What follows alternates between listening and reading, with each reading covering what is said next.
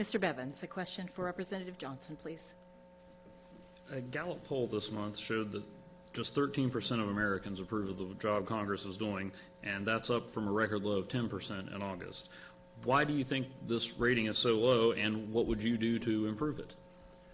You know, I'm not surprised that Americans think that Congress is doing an abysmal job. That doesn't surprise me at all. I think what Americans need to realize is that there are two chambers to Congress. When you hear the media talk about Congress, they think it's everybody up there. There's two chambers in the Congress, the House and the Senate. You're talking about a Senate that hasn't passed a budget in nearly 3 years, a Democrat-controlled Senate. You're talking about a Democrat-controlled Senate that has ignored over 40 jobs bills that have been sent to the Senate to try and get America moving again. You're talking about a Democratic president and a Democratic Senate that opposed the Keystone XL pipeline that would move America forward in becoming more energy secure, lower the gas prices so that we're not seeing $4 a gallon of gas at the pumps. It's a Democratic-controlled Senate that does not want to stand up to the administration's war on coal, is standing behind the administration in shutting down underground coal mining through the rewrite of the stream buffer zone rule and through onerous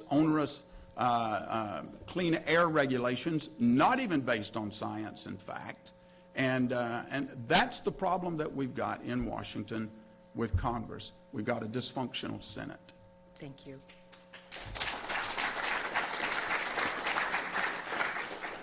Mr. Wilson. How many times have you heard Bill Johnson say Washington is broken?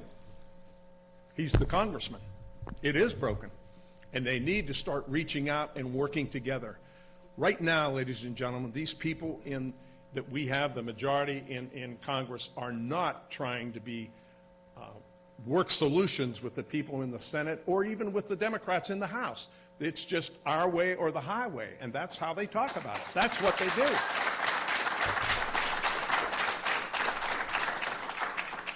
I'm okay to go? And it's hurting America. And unless we can go down there and realize that we're all in this together and working together, we can get our country out of this mess. Then I believe we'll see a Congress that will have a higher rating than 12%. 12%? What a dismal approval rating. Got to be something wrong there, Bill.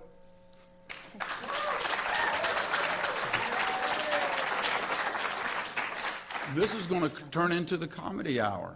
You know, this I'm is not laughing. This is well. You know, I tell you what. I have had numerous pieces of legislation, bipartisan legislation, pass the House. I've had one signed into law. Not sure you can see that same track record from Mr. Wilson in the whole 4 years that he was there. That's why I've reached across the aisle with the likes of Congressman Tim Ryan. That's why the plumbers and the pipe fitters and the Fraternal Order of Police have endorsed my candidacy, because they know I come to the middle of the table to talk solutions. Thank you.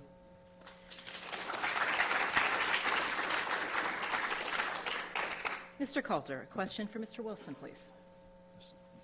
Mr. Wilson, how do you balance EPA regulations and a long-term coal industry? How do I what? How do you balance the Balance EPA regulation Yeah. and the coal industry? Yeah. Okay. I think it's one that there are, and as a matter of fact, Congressman Johnson did a vote on the floor last week, and he stood there and said, you know, that I'm leading to stop the war on coal. Bill, I would have voted with you on that vote because it was a good vote. You also said it's not going anywhere because it won't go through the Senate.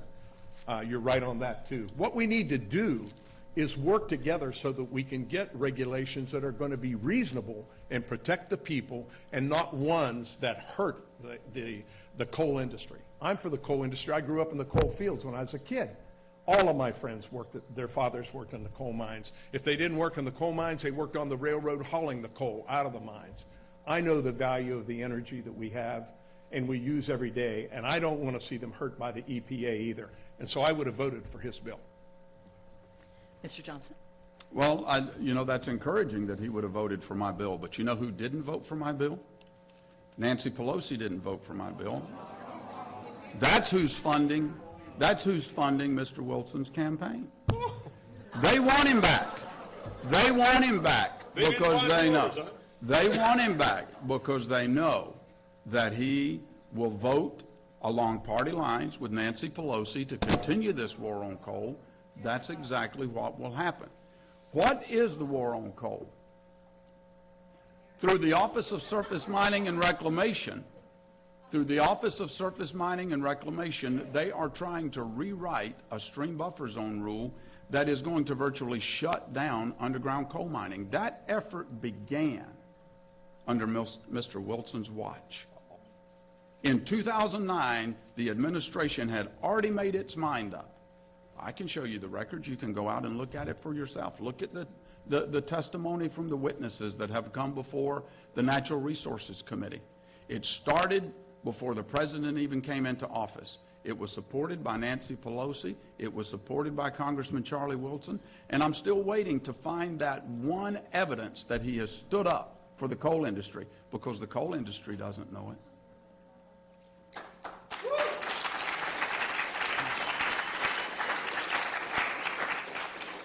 Mr. You Wilson? show me the bill where I stood up against coal. You show me the bill, Bill. You show me. Where you stood don't up? I have it. can't show you a bill where you stood up against coal. That's what I'm saying. I mean, that you stood up for coal. Well, you said I supported against coal. I do have 30 seconds here, right? 15. 15. I did not vote against coal. I would not, and that's what you said. You said I voted against coal with Nancy Pelosi. Okay. Thank you. There is no bill. This will be our final question of the evening. Ms. Adams, a question for Mr. Johnson, please. Many educators would suggest that No Child Left Behind created a school climate of preparing for a test while the development of life skills, creativity, and critical thinking were left behind. What reforms in education do you support? Give parents more choice.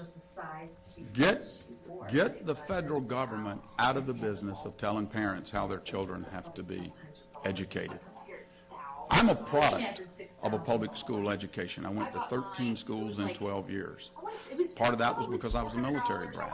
I was born and raised on a farm, and we moved all over farming. And then, as a military brat, we moved around the United States. My children experienced the same thing in my 26 and a half years in the Air Force, serving our country in that regard. Education is the most important thing that we can do to guarantee our young people's future. We've got to get the federal government out of the way. States are far more qualified to determine what their children need for the skills that they need to be able to thrive. Right here in this economy that we have, 50% of our nation's college graduates are either unemployed or underemployed in this Obama, Pelosi, Wilson economy that has been created. And then That's gotta change. another box. They've Mr. updated Wil- the producer okay, to this go box. ahead. So I'm not certain exactly Just what like to it'll say put up there, a couple but of it'll things ask that you for tags. Congressman It just Johnson's types not in going all to the talk stuff. about. If It's it his allows you vote to fit it all on the in. Ryan budget. And then His vote on the Ryan budget, ladies and gentlemen, doubled the amount of interest on student loans. Doubled it.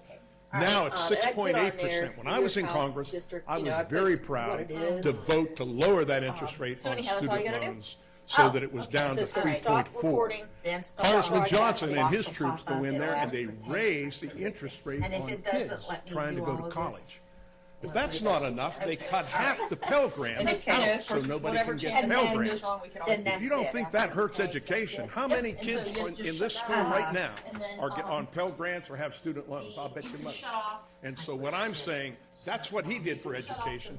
Nothing. Voted against it. Like, you know, just put-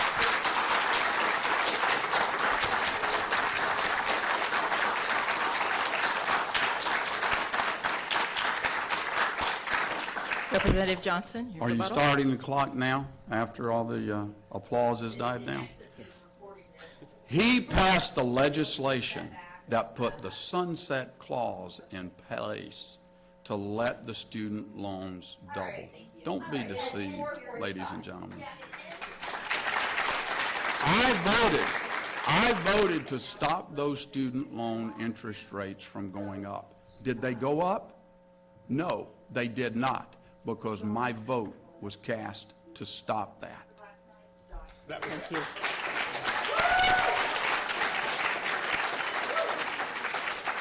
That was after you cast the vote to cut it.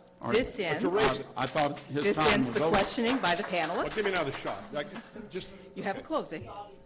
This ends the questioning by our panelists. Now, each candidate will have 2 minutes to make a closing statement, and we will begin with Charlie Wilson, the Democrat. Charlie Wilson. I've worked in a Republican administration all the years that I was in the Ohio House of Representatives and the Ohio Senate. There was no Nancy Pelosi there. We worked, and we worked very well. My problem with my opponent is he doesn't want to work with any of the people on my side of the aisle. I hear it from them, not just from the people in the constituency in the area. I was able to get along very well because I was willing to negotiate. And I believe that manufacturing is what this is. This district that runs up and down this river is blue collar. And it is a district that there are lots of working families who right now Bill Johnson's not voting for. He's voting for the millionaires on Wall Street who put money in his race. Now, he wanted to tell you what Nancy Pelosi helped me with money. There's where the money came from. Karl Rove put millions of dollars in this guy's campaign, or he wouldn't be standing here right now. If it was man to man, he'd be gone.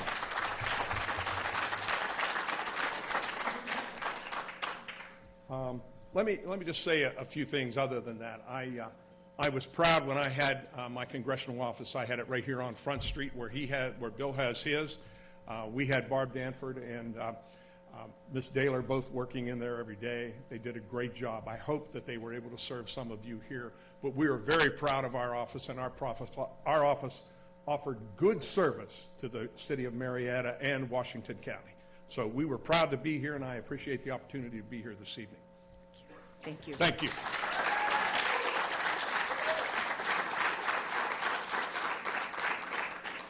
And now There the you go closing again, statement. Charlie. There you go again. 16-year career politician. 4 years in Washington. 98% voting record with Nancy Pelosi. Voted for the health care law that amounts to one of the largest tax increases on the American people in America's history.